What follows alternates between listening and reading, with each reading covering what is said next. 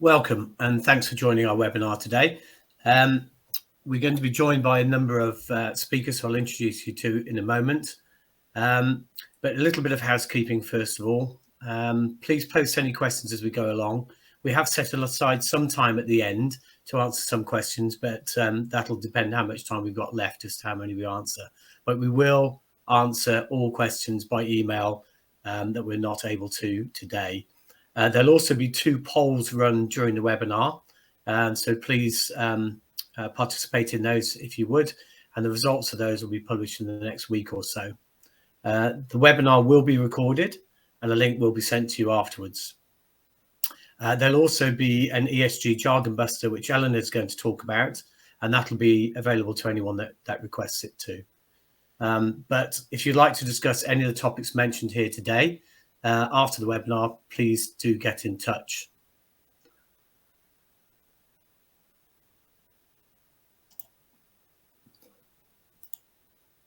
So to introduce you to our speakers, I'm George Richards, Director of JRP Solutions, and I'm joined by Carol Sumper, Director of Sustainability at JRP, and Eleanor Kershaw, who's one of our principal consultants for Net Zero and ESG, and Nathan Cole from the Carbon Disclosure Project.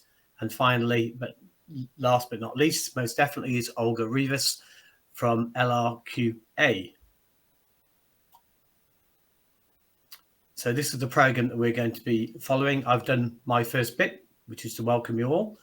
And then we're going to be talking about the maze that is carbon regulation and standards, etc., which certainly from my own experience, I'm encountering new things almost on a weekly basis. So our speakers today are going to help you through that, starting with Carol, who will set the scene, followed by Eleanor, who will talk about the standards and the legislation landscape in a more detailed review of the most significant and recent standards. And then back to Carol to talk about the greenhouse gas protocol. And Eleanor will then touch on SBTI. Nathan will talk about the Carbon Disclosure Project. And then we're back to Olga to talk about ISO standards from an LRQA perspective. And then finally, penultimately, we'll talk about TCFD, risk-based mitigation and adaptation, and double materiality, which is only something I personally encountered about a year or so ago, and that was in talking to Eleanor and Carol. And then finally, we'll talk about essential schemes for the future, which again, we'll go back to Carol for. And then assuming we have some time left at the end, we'll answer as many of the questions that you've raised throughout the webinar. So over to Carol. Thanks very much, George. Next slide, please. This is the first of a few pyramids or hierarchies I'm going to talk to you about this morning. It's really important to understand how all of these things fit together, that regulation set by governments is at the tip. And that tends to happen last because governments like to see what's going on, what's worth adopting, and they very often develop guidance around something first. For example, the Transition Task Force guidance that Rishi Sunak announced at COP27, and it's only now just coming into regulation through the TCFD, which we'll be hearing more about. There's a lot of voluntary reporting going on, but whether that is actually voluntary is a matter for debate. And then we've got big global drivers that sit at the bottom of all of this that are causing a lot of the change. It's creating literally communities of practice, like the COPs for setting new agreements, treaties on climate action. Next slide, please. So if we put some flesh on that pyramid, at the bottom, the global drivers, one of the biggest sets that's most influential are the Sustainable Development Goals. They came out of the Millennium Ecosystem Assessment quite some time ago. But again, there are others like the Paris Agreement that came out of the Community of Practice, the COP process. So all of these things are driving the big reporting frameworks that come in at the voluntary reporting level. And some of those are the Carbon Disclosure Project, which we'll be hearing a lot more about this morning. Also, the things like EcoVadis, that a lot of these are voluntary, but if your clients, if some of your bigger customers are asking you to report under these frameworks, then you really have to. So they're not so voluntary, but they are very much about good practice. UNGC is the UN Global Compact. Once you join that, you are committed to reporting annually on your performance against the SDGs. And then more recently, we've got the coalition of the Science-Based Targets Initiative. So these big voluntary reporting frameworks are what's creating the good practice standards that we are all working to. And then, as I said, they come into regulation over time when governments decide now it's safe to adopt them. We're going to make them mandatory. That mandatory regulation of these standards is absolutely critical, because that's when real change happens. I've got things like Energy Savings Opportunity Scheme, ESOS, and SECR, streamlined energy and carbon reporting. Why those two are one yet, I don't know. The last two I've highlighted in yellow because they come from the European Union. Even though the UK is no longer in the European Union, we are still subject to these two things. The European Sustainability Reporting Standards, which have come out of the Directive on Corporate Sustainability Reporting, and something else very closely aligned with that, CBAM, the Cross-Border Administrative Mechanism. Sounds very boring, but it's a bit scary, I think, for a lot of businesses, and I'll be talking about that a bit later on. Next slide, please. So governments aren't setting these good practice standards. The big global NGOs are doing it. I'll be explaining a bit more about the World Resources Institute and the Greenhouse Gas Protocol shortly. But you can see, again, the CDP, the Carbon Disclosure Project, they're the secretariat for the Science-Based Targets Initiative. The Science-Based Targets Initiative is a coming together of the UNGC, Worldwide Fund for Nature, World Business Council for Sustainable Development, CDP, WRI. So they're working together to make things more consistent, more effective, so that it's not just about reporting on performance, it's about reporting for continuous performance improvement. And that's where the International Standards Organization comes in, because as these reporting frameworks create metrics, KPIs that are much better understood and are being used, the International Standards Organization can then create global standards where it's possible to be certificated against them by a very effective third-party accreditation system. And that's where organisations like UCAS come in, and also LRQA, who you'll be hearing about later on this morning. So this is what's making everything work. We go to the next slide, please. And over time, a lot of those voluntary reporting frameworks and standards come into regulation, and TCFD is one. The other one that's coming in and driving, it's almost like the gold standard now. The EU, the European Commission, the European Financial Reporting Advisory Group, EFRAG, and the ISSB. ISSB stands for International Sustainability Standards Board, and they've created a set of metrics that mirror, are in complete alignment with the ESRS from the European Union. The important thing in all of this, which is terribly confusing to a lot of people I know, is that it covers environment, social, and governance, ESG. ESG is another way of talking about sustainability, and it's talking about ESG sustainability in terms of risk and opportunity. And you'll see on the left-hand side of this block of text, cross-cutting standards. They all cross-reference. And if we go back to the Sustainable Development Goals, those 17 goals come as a set, they all cross-reference, and you can map all of them onto environment, social, and governance. And a lot of the SDGs will map onto more than one of those columns, ESG. So these are the things to keep in your mind. And we'll be talking about the interoperability of all of these different initiatives. So whilst they seem to be coming at you from all sides, they have these three common pillars. And I like to talk about them not as separate pillars, but integrated pillars. So I'm showing you my hands here. They all fit together in a very integrated way.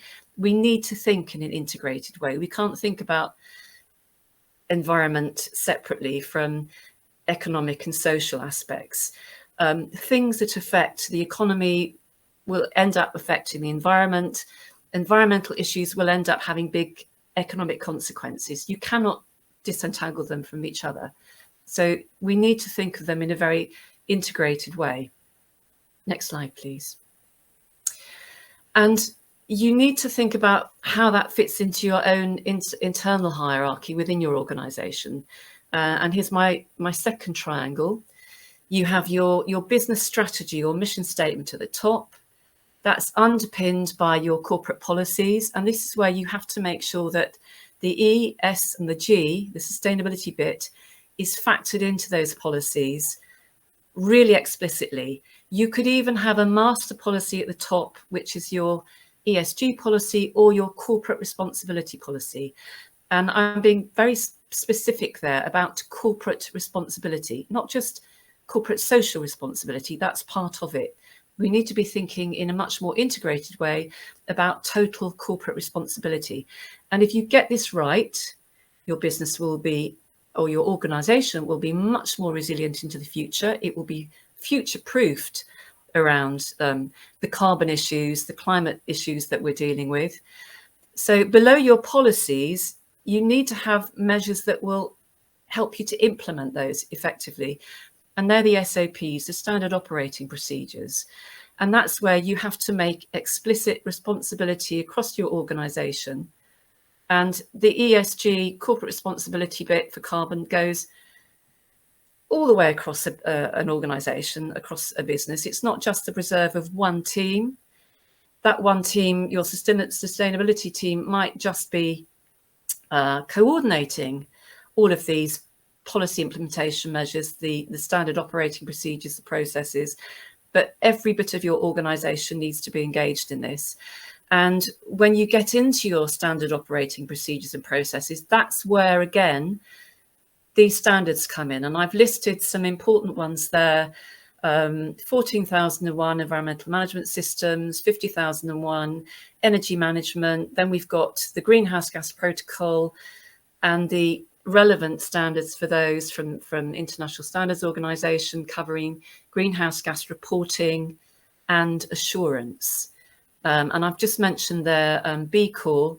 That's a fantastic way of covering all E, S, and G aspects of how any organization operates, how it does business. Next slide, please. And to finish up, I really want to stress that you can mark your own homework, but it's not a good idea. It's much better if you get somebody else to check for you that what you're doing, the way you set up to operate, is in alignment, is meeting those standards. And if you do go for certification, that you make sure that you have an independent auditor. And I've just highlighted those two there, ISO 14065 and 14066. This is about the competencies for bodies who will validate and verify environmental information.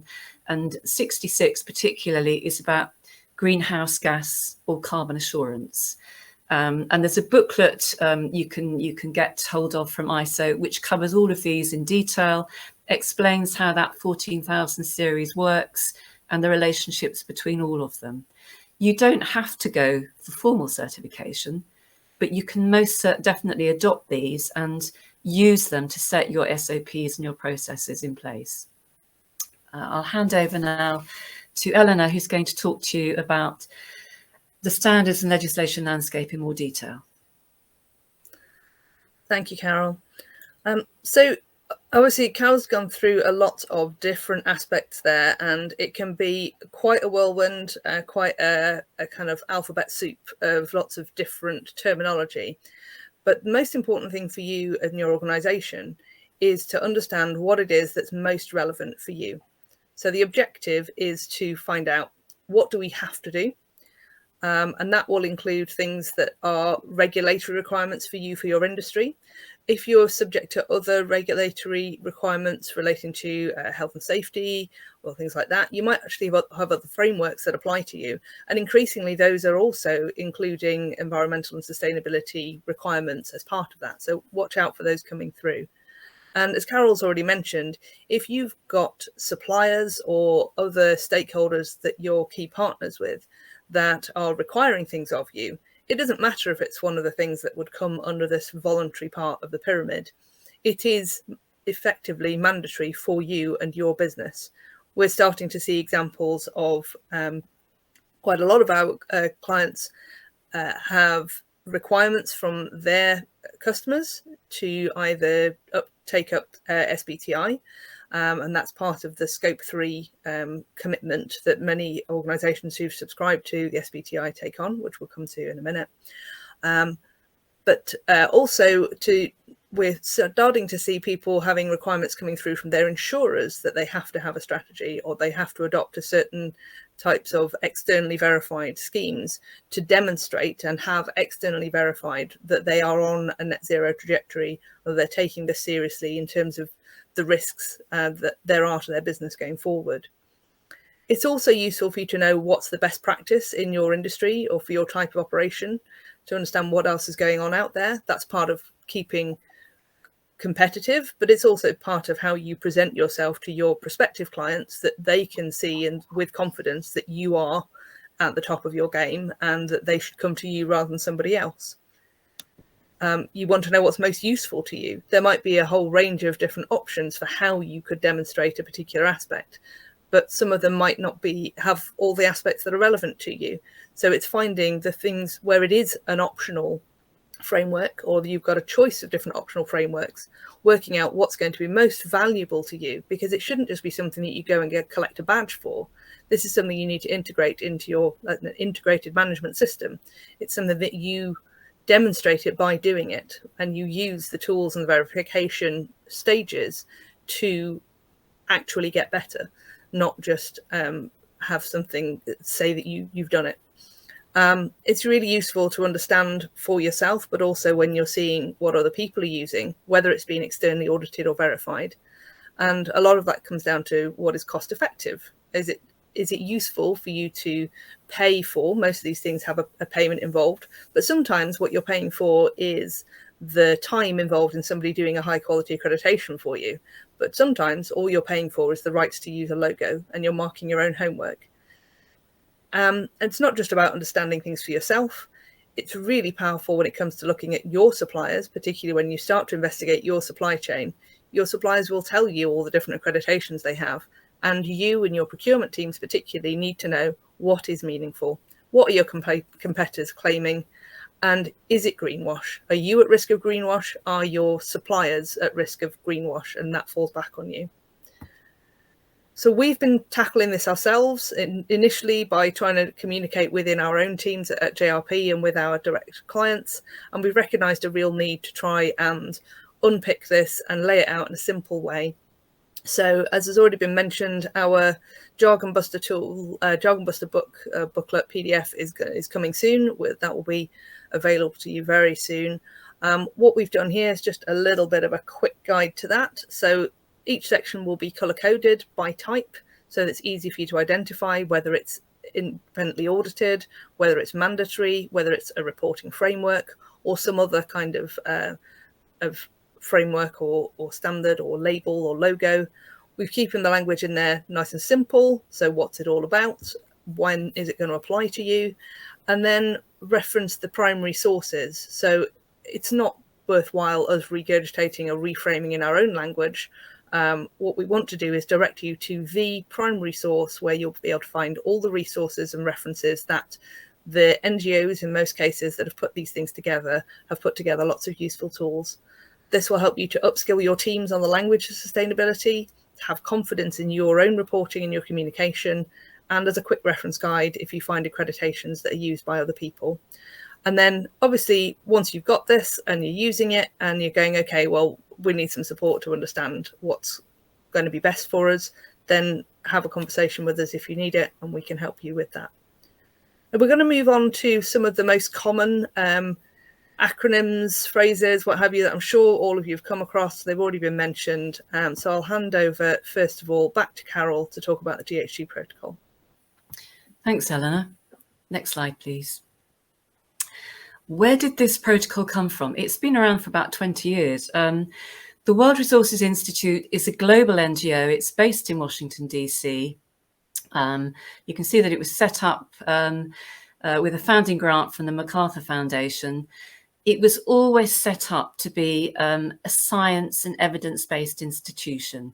It's not an activist organization, and it's all about count it. You start with good data, you make user-friendly information systems, protocols and standards, and conduct independent, unbiased research to analyze relationships, design solutions, and findings. And I would, the annual start of the year WRI address, which is brilliant because it's very forward-looking, it's very informative and objective. So there's its mission statement up there, and it's working to change things. And human beings are such, we create terrible problems, but we also are so innovative. We do have the means and wherewithal to fix this. And there's a fantastic resource on their website which shows how we can decarbonize our most energy intensive sectors to get to net zero by 2050. So it's quite uplifting as well. And they're all about scaling it. Make sure that you can identify where the challenges and the barriers are coming in, at what level, and how those solutions can be created and transferred and translated to different places. And this is really important about the WRI's work with their coalitions of leadership from commerce, from government, from other NGOs, from communities. And it is about transformation, and it's making sure that the principles, the criteria, the metrics work, but they work in a way that makes it possible for sustainability to happen in different places in the ways that best suit those places, because it's not about one size fits all. So if we move on to, I think, one of their best creations, the greenhouse gas protocol on the next slide. This is all about how you attribute and account for emissions. This is the global standard for doing that. There's no other. And anything else that you might come across, say, for example, the Carbon Trust Standard, that goes back to the Greenhouse Gas Protocol. Everybody uses it all around the world. And it's about reporting in a really consistent, accurate way. There are 3 scopes, which I'll come on to, but it's important to look at the top and look at the 7 greenhouse gases across the top.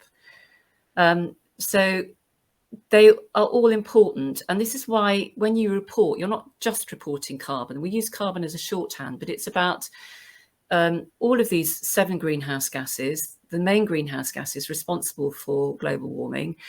So we talk about them as CO2e, carbon dioxide equivalent. And you can see there that CH4, methane, if carbon dioxide is 1, methane is 28 times carbon dioxide. And as you move across and looking at the hydrofluorocarbons at 1,526 times the amount of carbon dioxide, sulfur hexafluoride 23, it gets pretty scary. And we generally measure those greenhouse gases over a 100-year cycle, because that's roughly how long carbon dioxide, as the most persistent gas in the atmosphere, hangs around for. it's not quite that simple. There are different ways of measuring how long these greenhouse gases stay in the atmosphere and how they deteriorate over time. Some of them are more effective, have a higher warming potential when they first get released into the atmosphere, and then that wanes over time. But overall, the best way of doing this, that's most commonly understood, it's the de facto way of doing it, is to use that global warming potential of 100 years. So you can appreciate that anything that we do now to take emissions out of the atmosphere, we're still not going to benefit from that reduction for decades to come. And that's why immediate action is so important. So if we go on to the next slide, this is explaining how Scope 1, anything that you're combusting on site, natural gas, LPG, fueling your vehicles. Scope 2, anything that's happening off site in terms of combustion, but you're importing that energy, that power onto site. Most normally electricity, but it could be steam or heat. Those are really important. But Scope 3 in the supply chain is everything else. If everybody measured their Scope 1 and 2 effectively and reported it and were reducing it, we wouldn't have to worry about Scope 3, but that doesn't happen. And we're just showing here the kind of materiality screening that we do with clients to start off with. And the Greenhouse Gas Protocol works really, really well. It's going through a process of review. There's been some extensive consultation going on, a lot of webinars. It's being fine-tuned, and the next version of the corporate standard is going to come out in 24-25. So keep an eye out for that. But everything that happens upstream on the left-hand side of that Scope 3 arrow is about everything that you're buying in, goods and services, components, raw materials, to do what you do. How you do that and how you use them on site with your Scope 1 and 2 emissions, it affects what happens downstream, Scope 3. So even if you don't have to publicly report on what's going on in your downstream emissions, you need to know about it, because if you design things better on the upstream side, you'll have a much lower impact downstream. And that's where everybody needs to put their focus. Next slide, please. So the Greenhouse Gas Protocol website is an amazing resource. There are lots of really good practice standards there. There are supporting guidance documents. And also, depending on which sector you're in, you'll also be able to find that your sector has its own equivalent. I've put there the Partnership for Carbon Accounting for Financials. The PCAF have their own guidance. It matches the Greenhouse Gas Protocol rules, absolutely. And the GHG Protocol, WRI, have said that the PCAF document is so good, we're just going to recommend it. We're not going to try and replicate it in any way. It's entirely complementary. It's using the scopes properly, so that's great. The financial sector is now on board. There's also the Global Logistics Emission Council framework, similarly. So all of your big sectoral trade associations, international trade bodies are all using the Greenhouse Gas Protocol. So go onto the website, use the website as your library. It's a fantastic resource. Thank you. I'll hand back to Eleanor again. Thanks, Carol. So we'll move on to the SBTI, which has already been mentioned, that uses the same Greenhouse Gas Protocol as its foundation for all the methodology and the calculating. But the SBTI is about setting targets. So once you know what you've got in terms of your emissions, and that's calculated over a year, so a reference year, what do you need to do to reduce it, and how is that going to be achievable, and is it going to be realistic? So the emphasis really is on science-based, and Carol already mentioned this relating to the World Resources Institute and their approach. What we mean by science-based is that the aim is reducing greenhouse gas emissions in line with climate science to meet the goals of the Paris Agreement, which is to limit global warming to 1.5 degrees above pre-industrial levels. And we know that to do this, IPCC, lots of research, lots of people working on this and have been for many, many years, that to do this, we need to reach net zero carbon emissions globally no later than 2050. To add to that, it's already been said that to be on track for 2050, because there are big chunks of challenging industry that we don't really know how to decarbonize yet, or technology is only just emerging. Ideally, we need to be looking to half the emissions compared to 1990 by 2030. That's 6 years away. That's quite terrifying. But what do we mean by getting to net zero? So at the moment, we're on the left there. Our greenhouse gas emissions are huge and our emissions removals are small. That basically means we keep adding more and more to the atmosphere. It's keep causing more problems. What we mean by net zero is that the overall global balance is that the emissions being emitted each year and the CO2 being removed each year, whether that's by natural systems or by additional systems that we've put in place, are balanced. We want it to be we want to be working in line with the natural carbon cycle, which some of you will probably remember from GCSE science if you did do GCSEs in the UK. But yeah, it's a fairly straightforward process, but the carbon cycle is the natural process. We've pushed things out of whack with the natural process, and this is about getting ourselves back to living in harmony with what the world can cope with. Otherwise, fundamentally, it's going to become a place that isn't suitable for us to live on. So who are the SBTI? You've already seen some of these linked together. This is an international partnership. So the CDP, the World Resources Institute, the UN Global Compact and WWF are the 4 specific partners of science-based targets. And what they aim to provide is the technical leadership and support. So they're defining and promoting the best practice, both in terms of directing people to use the same frameworks, the GHG protocol for the methodology, and promoting what does best practice in setting targets look like. They're encouraging people and supporting people to set up emissions reductions planning that's in line with this climate science.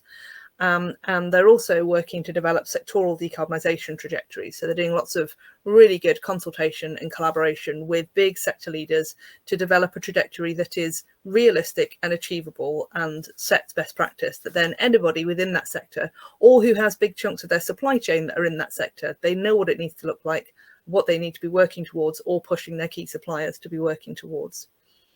They directly support companies who set science-based targets and provide the independent assessment and the validation of the targets.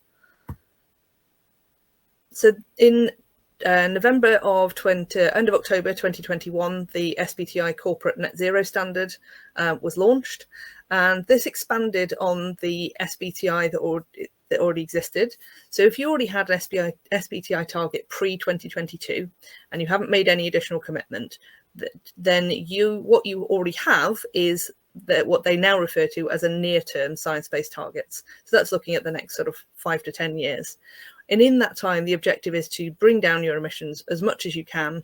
That's emissions that you have direct control over, so scope 1 and 2 that Carol was talking about, your direct site, and also the things within your most direct control within your scope 3, which might include things like your business travel, some partnerships that you can develop with your key suppliers, and also aspects of what happens to your, especially if you're a manufacturer of a product that then gets used, requires energy to be used by your customers. Their emissions are dependent on what you do in your design. So there'll be improvements that you can do. So this near-term targets is about setting, what could I start doing now, start investing in our next round of business investment and capital funding to bring those emissions down, what is currently within our control, down as much as we possibly can. Beyond that, the long-term science-based targets, the SBTI are very frank about, we just actually don't know what those targets are going to look like. We know what the trajectory they need to be on is, and we know that companies will need to reduce their emissions by 90 to 95% before they start looking at offsetting or abatement, so that they're trying to to offset and strike a balance. So currently, some companies are choosing to offset some of their current emissions. That doesn't count within your SBTI numbers, but it is still recommended as good practice for using high quality offsets. But the emphasis really is on putting your investment into making the difference, reducing in the first place. Because if all the companies around the world went, well, we're not going to reduce, we're just going to offset, then thinking back to the earlier slide of that uneven balance, we've got far too much to offset. It just won't be possible. And then once we get down to that far end at number 4, is there'll be some emissions that we just cannot do anything about. So there's going to need to be development, and this is where things like carbon capture and storage and some of the solid carbon storage technologies are emerging. They're still in tests, they're not established yet. We need to continue developing those so that when we get to 2045, we can start actually deploying them in a way that's going to be sufficient. But we're looking for that to only meet the residual 5 to 10% that we can't avoid by any other means. So that's the trajectory we all need to be on, and that's what SBTI are looking for in your trajectory and your targets, is that you are going to be aligned with this. Just very briefly, the process. You will include in the notes to this the links. You can find out more about it on their website. But your starting point is a commitment letter. That starts a clock for a 24-month period in which you can get everything together, and your initial base year footprint and your targets and how you're going to set your near-term targets, where you're going to get to and by when, and then submit it. SBTI will verify that and validate it and accept your targets. Once that's happened, you are required to publicize it. They will publicize it on their website, but part of your commitment is also to publicly share that you are doing this, and what your progress is going to be. And once you've had your targets verified, you then have to report back to the SBTI annually with your progress on that. So some companies will make a commitment and then start doing the work. That's quite a scary and terrifying process if you've been in the middle of it.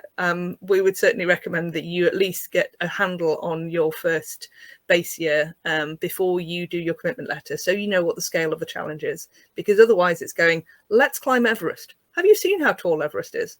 No, let's climb it anyway. So we don't recommend that as an approach, but really try and get your head around it to start with, use the tools available, and then set your target. So I'm going to hand on to Nathan now to talk about CDP, which will be familiar to some of you, I'm sure. Yeah, thanks, Eleanor. Thanks, everyone. Great to be here. I'm going to rattle through a little bit of content around CDP and how we can, hopefully help you meet a lot of these growing standards, mandatory standards, voluntary requirements, meet the requirements of achieving those SBTs that we've just been hearing about, etc.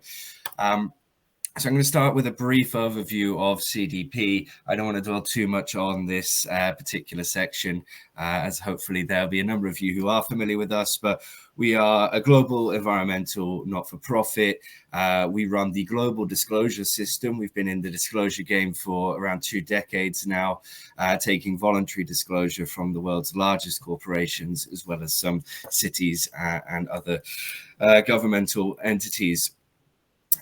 We have the world's most comprehensive collection of self-reported data and have really been spearheading a lot of this voluntary reporting expectations for many years now, and really delighted to see the growth of all those mandatory standards of the recent years. We have pretty significant impact, of course. Updated stats for 2023 due to be released in a couple of months, but you can see the reach there just around how much disclosure we're pulling through, and the impact in terms of that coverage of 130 trillion in assets requesting those disclosures. We've seen a pretty exponential growth in disclosure as well, and expect that to kick on again this year. So really seeing the drive and ambition from companies to take this action and take those next steps, which is really great to see in the decade of action we find ourselves in. In terms of what we're looking at now, CDP is really going through a bit of an evolution at the moment, really focusing more on those sector-based disclosures, moving away from the more generic questioning and really focusing on those more sector-specific sections, which we've already seen some additions into, but increasing focus on that. Again, looking more towards those forward-looking metrics as well as part of that, and really focusing on the transition. Which again, those who are familiar with us know we've started to incorporate and will continue to increase that focus. We had the TCFD integrated already, and the next step is focusing on ISSB, CSRD, and the growth of mandatory standards. And greater alignment across our thematics as well, rather than separating them out a bit frivolously, recognizing that holistic approach we need to see, and really just building a really robust platform, which I think we really need to see as we continue that growth. I won't dwell too much on this slide here, but of course, as hopefully some of you will be aware, CDP acts on behalf of capital markets and investors. They request companies to submit as their investor authority, and we collect that data and send that back through to those companies so they can understand and measure those impacts. For the companies as well, of course, they're going through that rigor and measuring their own impacts and understanding that side equally, and hopefully across the piece by asking these meaningful leading questions, we can drive companies and investors to take the right behaviors and tackle climate change, destruction of forests, and safeguarding of water resources. Enough around that, though. I really wanted to focus in today just a little bit around what we see some of those key benefits of reporting through CDP and how we think CDP can help you meet the ever-evolving challenges of mandatory disclosure and international regulations, of which I'm sure ISSB is front and center of a lot of people's minds. So you can see a number of different areas here that we really focus in on. I just wanted to focus in on around 4 of those in particular over the course of my rest of my time here today. Crucially kicking off with how CDP acts to aggregate all major standards and simplify that carbon disclosure as much as possible for you.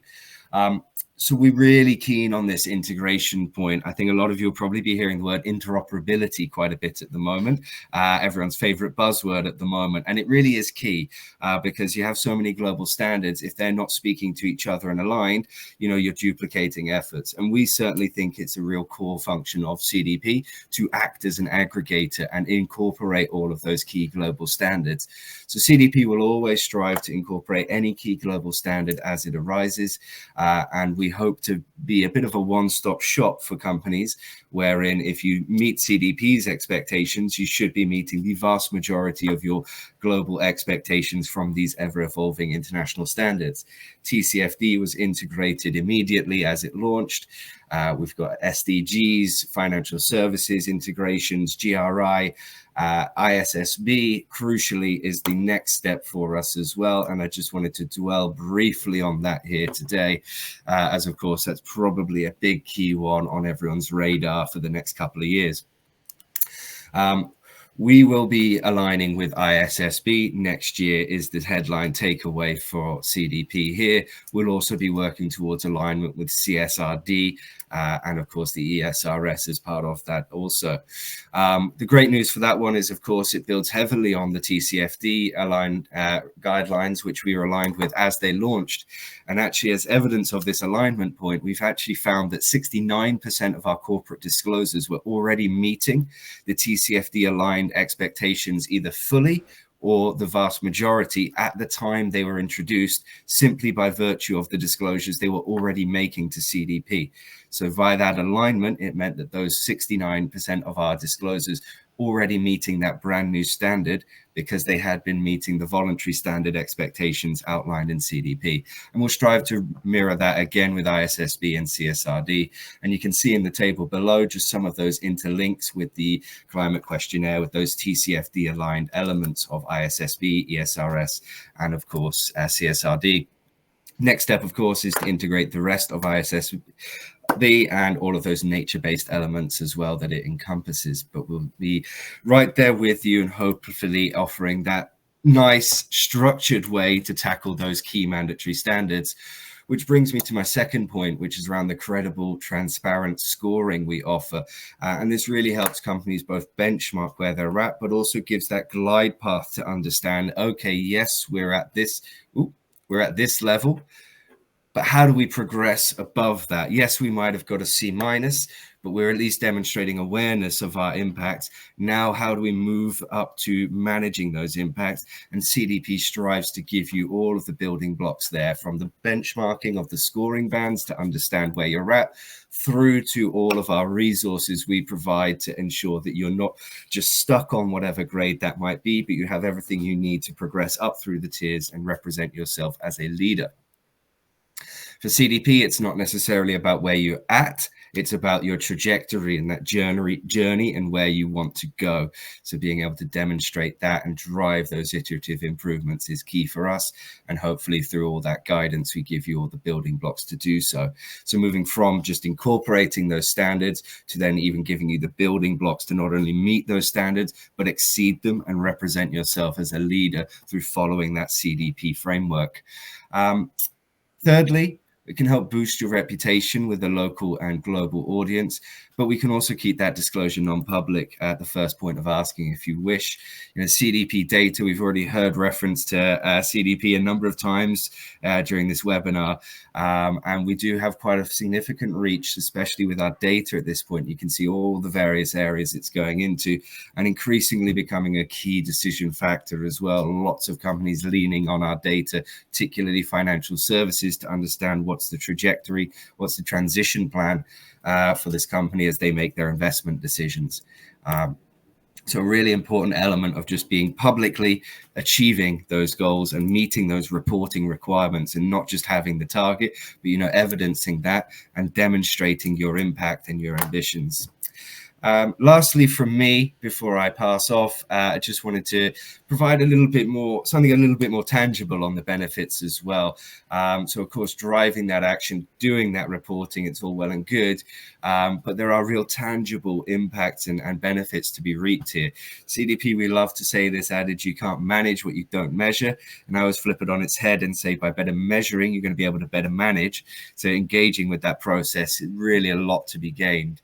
I'm not going to dwell on each particular point here, but I just wanted to pull out a few key ones. So 130 plus companies from that FTSE 350 group identified opportunities related to climate change up to $519 billion US. That is a significant amount of money to a very limited number of companies reporting that huge figure being able to be reaped. If everyone engages with that outside of that group as well, just think about the amount that can be gleaned.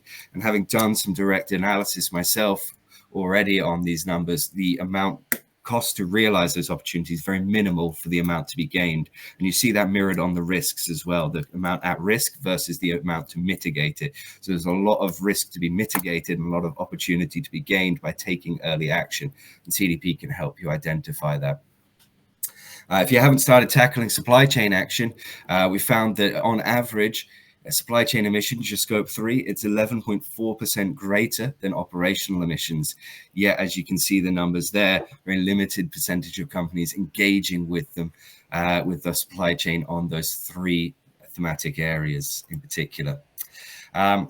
Data is used in purchasing decisions. Again, we've got a huge reach with our data, and it's really quite pivotal. And a number of our purchasers, even as you see there, L'Oreal and Diageo, starting to use that as part of their supplier evaluations and performance reviews. So increasing incorporation of that ESG, of that environmental data into purchasing decisions, as well as investor decision making. Lastly, just some big stats here, as you can see, the benefit of CDP disclosure. So helping prepare you for the future, 73% agreed it was quite important there. And 54% saying it was boosting their competitive advantage. 69% of companies disclosing for the 3rd year have emissions reductions targets, compared to only 38% in year 1. So that continued disclosure also really key. It's not a one and done. It's about that trajectory and that progression. And that's where you start to see those benefits. Huge amount of companies are getting those SBTs. And of course, that ever coveted A list increasing in size, and always a big boon if you can make it onto there for your reputation and getting that recognition for your efforts. I had this slide in here, but we'll save questions for the end, and I will pass quickly over to Olga. Thank you for listening in. Okay, thank you, Nathan. Hello, everyone, and thank you for inviting us to this webinar. I am Olga Rivas from LRQA, and I am thrilled to have the opportunity to share our vision on how to approach this complex world of climate change standards and regulations, obviously from assurance, engagement, and verification perspective. Next slide, please. In the context, okay, thank you. In the context of climate change, as we can see during today, we have objectives, frameworks, standards, and legislations that are interconnected and complement each other to achieve a common goal, that is the mitigation of climate change and adapt to its impacts. Our first recommendation in a verification or assurance engagement process for organizations is to have a holistic vision before to start to measure and disclosing information. It is very necessary knowing all your inputs and expected outputs to prepare this calculation methodology that cover all outputs expected. But how to do it? Firstly, the company should define its long-term objectives set to address climate change, for instance, as it was explained today, for example, meeting the Paris Agreement commitments. As mentioned by Eleanor, a science-based target initiative is a available tool. The second step is that the organization should select the frameworks to be systematically consistent. For example, a company desires, explained by Nathan, use CDP, since most investors utilize this tool. And we are working on that to adopt the TCFD framework that is aligned in CDP and all the standards. I'll skip the standards for now as we'll delve into them in more detail. The company should look to the legislation. For example, a company based in the UK will have to comply with the UK ETS, but depending on where its subsidiaries are located, it may need apply to other standards. If we go to the next slide, we can see the next slide, please, to all the ISO 14060 family. That provides clarity and consistency for quantifying, monitoring, reporting, and validating or verifying GHG emissions and removal, as well carbon neutrality. The good point that we can see here is that the verification process is always the same.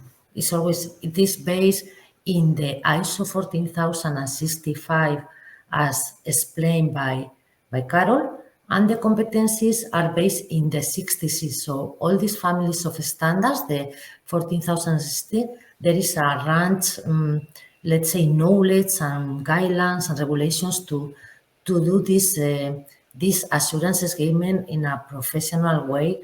And now we are aligning with the accountants' work. We are working with IESBA and other organizations aligning this standard to be, let's say, compatible as we are working together in the sustainability assurance engagement field. For example, if a company, most of the companies start with organizational inventories, and GSG protocol is a lovely tool, but if you want accredited assurance statement, you should use the ISO 14064, the part 1, that is prepared for accredited verification.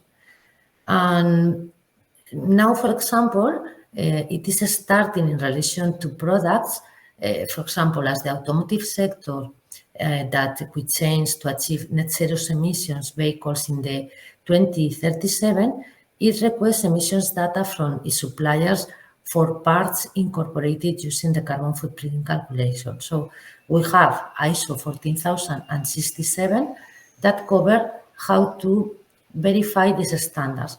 And we can do it also with the GSG protocol standard that are guidelines, but we can do the verification with this standard too. And it's a good document, as it was mentioned before. In these standards of products, we have the requirements, guidelines, for example, related with the product life cycle stages from resource extraction, raw material sourcing, production use, until the end of life stages. And now, finally, we will have the ISO 14068 is expected to be approved in November, and there are the specifications for carbon neutrality. The standards aims to provide clear definitions and requirements for the CO2 neutrality for organizations, products, and even events. The first step that is requested by this 68 is understanding and measuring the functional unit. The functional unit is the organization, the product, the event, or the object that we want to reduce the emissions and finally make carbon neutral. For this reason, we use the previous standards to quantifying direct and indirect emissions throughout the value chains. Once measured, it's time to act and reduce carbon emissions, developing both short-term and long-term strategies. This can encompass improving energy efficiency, transitioning to renewable energy sources, innovating in processes and products, collaborating with suppliers and customers on emission reduction initiatives. And despite these efforts, there may be emissions that are challenging to eliminate completely, and this is where offsetting comes into play, not before. So ISO 14068 is a clear roadmap for companies to embark on their journey towards achieving net zero emissions. At last, in the next slide, I would like to give a key view about the assurance engagement process based on verification. It is in the next slide, please. The process to issue an assurance statement about your information and data disclosed is the verification process that it has mainly, this is based in the ISO 14065, and this has mainly two stages and an independent technical review. The first stage is called strategic analysis and risk analysis. In this stage, LRQA will look to the boundaries of your organization or product, and we will identify the risk for the assurance process based, for example, on the volume of data in the source or the controls of your system, centralization or digitalization of data, with the objective to prepare a sampling plan for the stage 2. And the stage 2 is formally the verification process, looking for the accuracy and veracity of your data. After this process, we will issue the assurance statement that is enclosed to your information report and one internal report with the process and recommendations after the verification process, always after an external technical review. So I thank you. I will hand on to the next.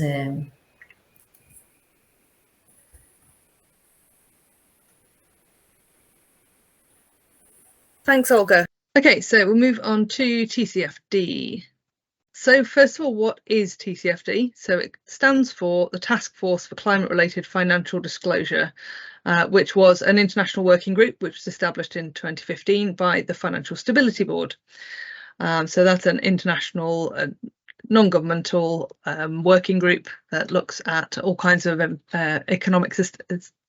economic stability and wanted to look at how the economic markers could be tied into climate related issues. So in 2017 they made a set of recommendations to the international economic markets and a framework for disclosures. So that's now been adopted by many countries, including the UK, and the EU has already been mentioned elsewhere in the webinar. Slightly confusingly, TCFD is also the common term that's used for that reporting in the UK, and that's regulated by, well, we presume the DESNES, as it was formerly BEIS, but they haven't actually stated anywhere who's taken over responsibility for it. Companies who were reporting under the BEIS framework, and FCA, Financial Conduct Authority, for non-profits, pension schemes, that kind of thing. So since June 2023, so new news, the IFRS and the ISSB, International Sustainability Disclosure Standards, are integrating the TCFD into their international disclosure framework. And on the right there, you'll just see the outline structure of the TCFD, which has metrics and targets as the centre. That's a tool. Then you do risk management, your strategy sits outside of that, and your governance is overarching. So I quite like the way that they nest it there so that they're not seen as separate things. They build one onto the other. So in the UK, who needs to report at the moment? So this is anybody from the financial year starting on or after the 6th of April 2022. So any of the FCA regulated entities in the list on the left there. So premium listed companies, asset managers, there's a lot of pension providers. So those tend to be the ones that are furthest ahead, because they, the FCA regulated entities, many of them had to start doing their reporting from 2021 anyway. And all of those who were formerly under BEIS regulated companies, which we presume is now DESNES, and that's based on company size, so over 500 employees and over 500 million pounds turnover, large limited liability partnerships, and also all of the government and related bodies. So central government departments have to do it, arm's length bodies, so that's various associated, not quite government but not quite not government bodies. They know what they are, and you'll know if you're in one probably. So again, more than 500 employees and operating income exceeding 500 million. Or their sponsoring department, government department, has told them they have to, regardless of what size they are. But all of these are tending to, or many of them are also asking for informal TCFD disclosures from large organisations that they work with, even if they're not formally required to report. And lastly, we'll just look a bit here about what goes into a disclosure. So those 4 sections that I already mentioned. So governance kind of comes first, and what you have to disclose is the climate related risks and opportunities. So you need to demonstrate that you've thought about how does risk and climate related risk affect your business. And in terms of strategy, that goes into a bit more detail, and it's not just about your how does climate change interact with what you do in terms of what you supply, but it's how is it going to affect your sites, your supply chain, right the way through. So it's not just how are you affecting climate change by your emissions, but also how is climate change going to affect you. So thinking about mitigation and adaptation as well. Risk management, again, you have to disclose how have you determined what these risks are likely to be and how you're going to manage them.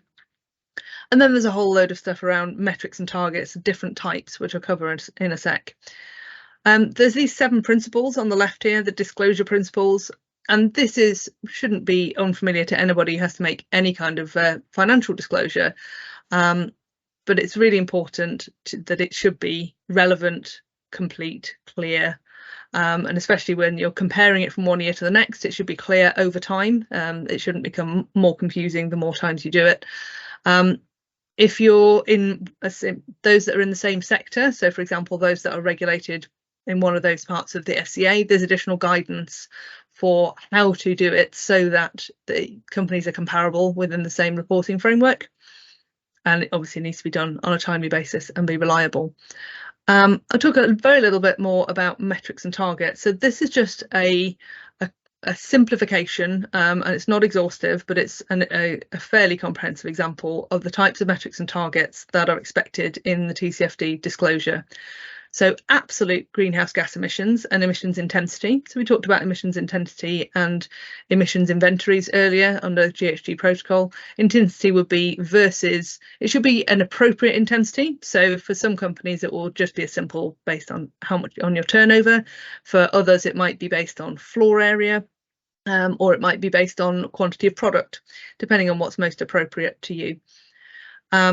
You have to include your climate related risks to your business operations and your supply chain. What would be the financial impacts, both of reducing climate impacts, so the impacts, what would it cost you to have a less of an impact, but also what would be the financial impacts of doing nothing, particularly in terms of if you do nothing and climate change continues unabated, that's going to have certain impacts. What would be the financial impacts of that, for example? And then quantifying how your business strategy is linked into climate related matters. So you're expected to show how you are thinking about climate related decision making in all different areas of your business. So how are you using your capital, both to reduce your impacts and to reduce the impacts upon you in terms of risks to sites, etc. If you use internal carbon pricing, so setting a shadow price. If you have any remuneration or dividends to your executives or to your shareholders that are linked to your climate related performance. And also how much of your income or revenue or products are aligned with any climate related sort of opportunities. So if you were a manufacturer, that might be a proportion of your revenue in a year that relates to the products that you have identified as being low carbon, for example, within your portfolio as a simplified terms. So that's in a nutshell what TCFD is and what goes into it. So hopefully that helps a little. I'll pass on to Carol now just to wrap up. Thank you, Eleanor. And I'm going to finish up now covering essential schemes for the future, things to focus on, certainly things that you need to be aware of. I'm going to go back to ISO 14068. As we've said already, this is due for publication in November 2023. Just wanted to point you in the direction of the JRP website, which has a tutorial on the new standard. So I do recommend that you, if you haven't already heard that, please go on to that. You'll get a lot of information and hopefully you'll find most of it very reassuring that you're on the right track already. So I'd like to cover the carbon border adjustment mechanism, which I've alluded to earlier in today's webinar. And this has arisen out of the EU Green Deal and the CSRD. And it's the concern that higher prices, high carbon prices and industry standards within the EU could result in emissions intensive and trade exposed industries looking outside of the EU to import high embodied carbon goods and services that would result in carbon leakage. This is where dirty production abroad replaces what the EU is trying to address within its borders. So this is essentially a replacement for the current emissions trading scheme and the allowances under that. So it charges a fee on all embodied carbon products being brought in at the border, which would go into the EU's economy or budget. So it's roughly equivalent to the ETS applying to goods entering the EU, and it's starting by focusing on energy intensive goods like steel, cement, aggregates. And in order to continue to trade with the EU, if this applies to your business, you'll need to sign up and register. You'll need to provide evidence of the embodied carbon in the goods that you're selling into the EU. So this is not to be taken lightly, and it's going to have quite a wide-ranging impact as it broadens out and goes into other sectors. And there's a web link there that will give you a lot more of the details about registration, the type of evidence provided. So this will ultimately require life cycle assessment information to be able to continue to import into the EU. And if we move on, Eleanor's very eloquently covered the TCFD. This Task Force for Nature financial disclosure is coming in. It's got a very similar structure around those 4 pillars, including key metrics and targets. So there's a great degree of interoperability between the two, the TNFD and the TCFD. At the moment, this is purely voluntary. It hasn't come into regulation, but there's no doubt that it will do. And you've got here some of the 3 initial guidance publications that are worth looking at. And just as the key metrics for the TCFD require you to look at your risks, the impacts that your business may have, the risks to your business in terms of change, and also the things that you need to be aware of, and the things that could be opportunities for your business, are all held within the key metrics section of the TNFD. And these are all aligned with the goals and targets of the recent Global Biodiversity Framework. I think it was COP15, the Kunming Montreal Global Biodiversity Framework. So if your business has anything to do with goods coming from the environment, or goods and services that have an impact on the environment, you need to get familiar with the TNFD. So why is the TNFD necessary?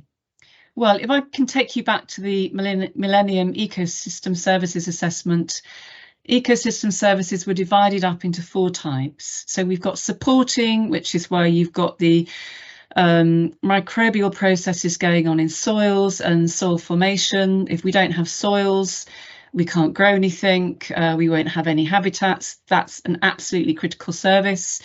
If we don't have biodiversity across the globe, we can't really exist.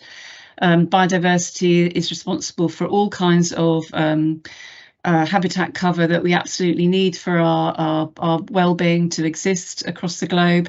If we look at things like provisioning and regulating, these 2 types of services are very closely bound up together. The provisioning is where we literally get goods from the environment, like fibres for textiles, for clothing, for timber, for building, all sorts of other types of structural materials for building and construction, for growing food of all types.